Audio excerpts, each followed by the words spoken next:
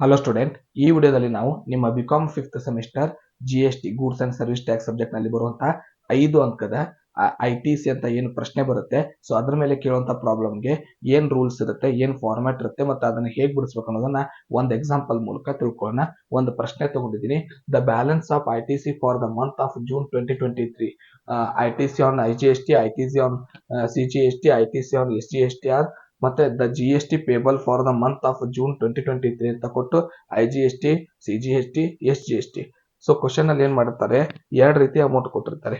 ಒಂದು GST payable ಅನ್ನೋ ಶಬ್ದ ಇರುತ್ತೆ, ಇದು ನಾವು ಕಟ್ಟಬೇಕಾಗಿರೋ ಟ್ಯಾಕ್ಸ್. ಇನ್ನೊಂದು ಏನಿರುತ್ತೆ, ಬ್ಯಾಲೆನ್ಸ್ ಆಫ್ ITC ಅಂತ ಶಬ್ದ ಇರುತ್ತೆ.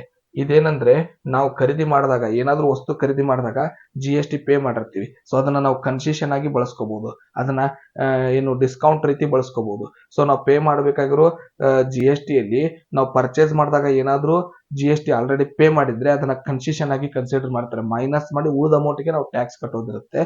ಸೊ ITC ಬ್ಯಾಲೆನ್ಸ್ ಏನಿದೆ, GST ಪೇಬಲ್ ಏನಿದೆ, ಎರಡು ಬ್ಯಾಲೆನ್ಸ್ ನ ಅವ್ರು ಕೊಟ್ಟಿರ್ತಾರೆ. ನಾವು ಅಕೌಂಟ್ ಹೆಡ್ಡಿಂಗ್ ಏನಾಗ್ತೀವಿ, ಇದಕ್ಕೆ statement sowing utilisation of ITC ಅಂತ ಹೆಡ್ಡಿಂಗ್ ಹಾಕ್ತಿವಿ. ಸೊ ಈ ಸ್ಟೇಟ್ಮೆಂಟ್ ಗೆ ಏನ್ ಮಾಡ್ತೀವಿ, ಫಸ್ಟ್ GST ಪೇಬಲ್ ಅಮೌಂಟ್ ನ ಬರೀತೀವಿ. ಸೊ ನಾವು ಕಟ್ಟಬೇಕಾಗಿರೋ GST ಏನಿದೆ, ಸೊ ಆ ಅಮೌಂಟ್ ನ ಬರೀತೀವಿ. ಸೊ ಕ್ವಶನ್ ನಲ್ಲಿ GST ಪೇಬಲ್ ಅಮೌಂಟ್ IGST 40,000 ಇದೆ, CGST 1,45,000 ಇದೆ, SGST 1,45,000 ಇದೆ.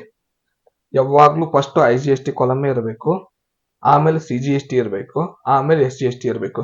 ಕ್ವಶನ್ ಅಲ್ಲಿ ಅವರು ಯಾವುದೇ ಕಾಲಮ್ ಫಸ್ಟ್ ಕೊಡ್ಲಿ, ನಾವು ಹಾಕೊಳ್ಳೋದು IGST ಫಸ್ಟ್ ಹಾಕೋದು.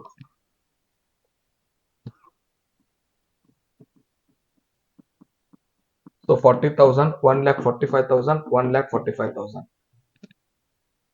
ಈಗ ಏನ್ ಮಾಡ್ತೀವಿ, ಫಸ್ಟ್ ಮೈನಸ್ IGST ಅಮೌಂಟ್ ನ ಅಡ್ಜಸ್ಟ್ ಮಾಡ್ತೀವಿ. ಎಷ್ಟು ITC ಅವೈಲೇಬಲ್ ಇದೆ ಅದನ್ನ. So ITC adjusted on IGST. So ITC ನ IGST ಗೆ ಅಡ್ಜಸ್ಟ್ ಮಾಡ್ತಾ ಇದೀವಿ. ಎಷ್ಟು ಅಮೌಂಟ್ ಇದೆ ITC ಬ್ಯಾಲೆನ್ಸ್ ನೋಡೋಣ.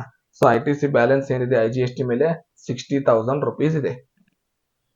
ಓಕೆ, 60,000 ಅಡ್ಜಸ್ಟ್ ಮಾಡಿದಾಗ ಎಕ್ಸ್ಟ್ರಾ ಎಷ್ಟಾಗಿದೆ, 40,000 ನಾವು GST ಪೇ ಮಾಡಬೇಕಾಗಿರೋದು. ಎಕ್ಸ್ಟ್ರಾ ಇರೋದು ಎಷ್ಟಿದೆ, 60,000 ಅಂದ್ರೆ ಮೈನಸ್ 20,000 ಇದೆ. ಸೊ ಈ 20,000 ಯಾವ್ದ್ರ ಜೊತೆ ಅಡ್ಜಸ್ಟ್ ಆಗುತ್ತೆ, ಓನ್ಲಿ IGST ಅಮೌಂಟ್ CGST ಜೊತೆ ಮಾತ್ರ ಅಡ್ಜಸ್ಟ್ ಆಗುತ್ತೆ. ಸೊ ಈಗ 20,000 ಏನ್ ಮಾಡ್ತೀವಿ, CGST ಗೆ ಅಡ್ಜಸ್ಟ್ ಮಾಡ್ತೀವಿ ಬ್ಯಾಲೆನ್ಸ್ ಇರೋ ಅಮೌಂಟ್ ನ, ಅಥವಾ ನೀವು ಮೇನ್ ಅಮೌಂಟ್ ನ ಮೈನಸ್ ಮಾಡಿ ಆಮೇಲೆ ಬೇಕಾದ್ರೂ ಅಡ್ಜಸ್ಟ್ ಮಾಡಬಹುದು. ಅದರ ಅರ್ಥ ಈಗ IGST ಅಮೌಂಟ್ ನ ಅಡ್ಜಸ್ಟ್ ಮಾಡಿದ್ವಿ. Second ITC adjusted on second CGST ಬಿಡಿಸೋಣ. ಸೊ CGST ಏನಿದೆ ಬ್ಯಾಲೆನ್ಸ್ 80,000 ರುಪೀಸ್ ಇದೆ. ITC 80,000 ಅಡ್ಜಸ್ಟ್ ಮಾಡೋಣ. ಸೊ 1,45,000 ಅಲ್ಲಿ 80,000 ಮೈನಸ್ ಮಾಡಿದ್ರೆ ಸೊ 65,000 ಅಮೌಂಟ್ ಇನ್ನು GST ಪೇ ಮಾಡೋದು ಉಳಿಯುತ್ತೆ. ಈಗ ಏನ್ ಮಾಡ್ತೀವಿ, ನಮ್ ಕಡೆ ಸರ್ಪ್ಲಸ್ ಎಷ್ಟಿದೆ, ಎಕ್ಸ್ಟ್ರಾ ಅಮೌಂಟ್ ಎಷ್ಟಿದೆ, 20,000 ಇದೆ. ಸೊ IGST CGST ಒಂದಿಗೆ ಅಡ್ಜಸ್ಟ್ ಆಗುತ್ತೆ, CGST IGST ಒಂದಿಗೆ ಅಡ್ಜಸ್ಟ್ ಆಗುತ್ತೆ, SGST IGST ಒಂದಿಗೆ ಅಡ್ಜಸ್ಟ್ ಆಗುತ್ತೆ. SGST CGST ಯಾವಾಗ್ಲೂ ಸರ್ಪ್ಲಸ್ ಉಳಿದ್ರೆ ಕೇವಲ IGST ಅಡ್ಜಸ್ಟ್ ಮಾಡೋದಕ್ಕೆ ಬಳಸಬೇಕು. IGST ಸರ್ಪ್ಲಸ್ ಬಂದ್ರೆ ಕೇವಲ CGST ಗೆ ಮಾತ್ರ ಅದನ್ನ ಅಡ್ಜಸ್ಟ್ ಮಾಡೋದಕ್ಕೆ ಬಳಸಬೇಕು. ಸೊ ಯಾವ್ದನ್ನ ಯಾವ್ದ್ರ ಜೊತೆ ಸರ್ಪ್ಲಸ್ ಉಳಿದ್ರೆ ಅಡ್ಜಸ್ಟ್ ಮಾಡ್ತೀವಿ ಅನ್ನೋದು ಗೊತ್ತಿಲ್ಲ ಅಂದ್ರೆ ಈ ಪ್ರಾಬ್ಲಮ್ ತಪ್ಪಿಸ್ತೀರ ನೀವು. IGST ಅಮೌಂಟ್ GST ಪೇಬಲ್ ಗಿಂತ ನಮ್ ಕಡೆ ಇರೋ ITC ಜಾಸ್ತಿ ಇದ್ರೆ ಸರ್ಪ್ಲಸ್ ಬಂದಂಗೆ ಆನ್ಸರ್. ಆ ಸರ್ಪ್ಲಸ್ ಅಮೌಂಟ್ ನಾವು ಓನ್ಲಿ CGST ಅಡ್ಜಸ್ಟ್ ಗೆ ತಗೋಬೇಕು. ಈಗ ಅಡ್ಜಸ್ಟ್ ಮಾಡೋಣ. ಸೊ ಸರ್ಪ್ಲಸ್ IGST ಏನದು ITC ಅಡ್ಜಸ್ಟೆಡ್ ಅಂತ ಬರೆದು ಟು ಎದಕ್ಕೆ ಅಡ್ಜಸ್ಟ್ ಮಾಡ್ತಾ ಇದೀವಿ ಅಂದ್ರೆ ನಾವು ಇದನ್ನ CGST ಗೆ ಅಡ್ಜಸ್ಟ್ ಮಾಡ್ತಾ ಇದೀವಿ. ಅಂದ್ರೆ 1,45,000 GST ಪೇಮೆಂಟ್ ಮಾಡೋದಿದೆ. ನಮ್ ಕಡೆ ಇರೋದು ITC ಬ್ಯಾಲೆನ್ಸ್ ಓನ್ಲಿ 80,000 ಇದೆ. ಇನ್ನು 65,000 ನಾವು GST ಪೇ ಮಾಡಬೇಕು. ಸರ್ಪ್ಲಸ್ ಉಳಿದಿದೆ ಇದರಲ್ಲಿ 40,000 GST ಪೇ ಮಾಡಬೇಕಾಗಿತ್ತು.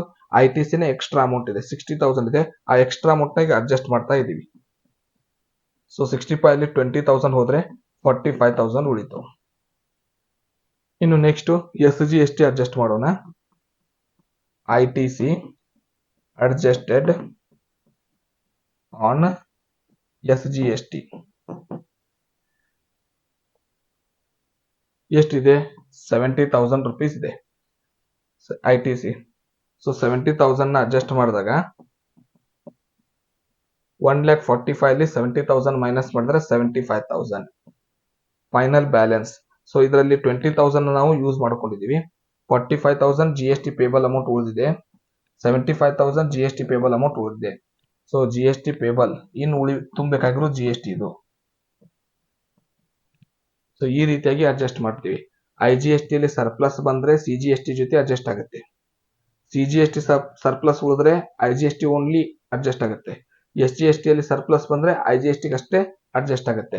ಸೊ ಒಂದು ಸರ್ಪ್ಲಸ್ ಒಂದು ಜೊತೆ ಮಾತ್ರ ಅಡ್ಜಸ್ಟ್ ಆಗುತ್ತೆ, ಅದನ್ನ ನೀವು ನೆನ್ಪಿಟ್ಕೋಬೇಕು. ಸೊ ಈ ರೀತಿಯಾಗಿ ನಾವು ಏನ್ ಮಾಡ್ತೀವಿ, ITC ಮೇಲೆ 5 ಅಂಕಕ್ಕೆ ಪ್ರಶ್ನೆ ಕೇಳಿದಾಗ ಡೈರೆಕ್ಟ್ ಆಗಿ ಪ್ರಾಬ್ಲಮ್ ನ ಸಾಲ್ವ್ ಮಾಡ್ತೀವಿ. ಮುಂದಿನ ವಿಡಿಯೋದಲ್ಲಿ ಮತ್ತೊಂದು ಮೆಥಡ್ ನೊಂದಿಗೆ ಸಿಗೋಣ. ಧನ್ಯವಾದಗಳು.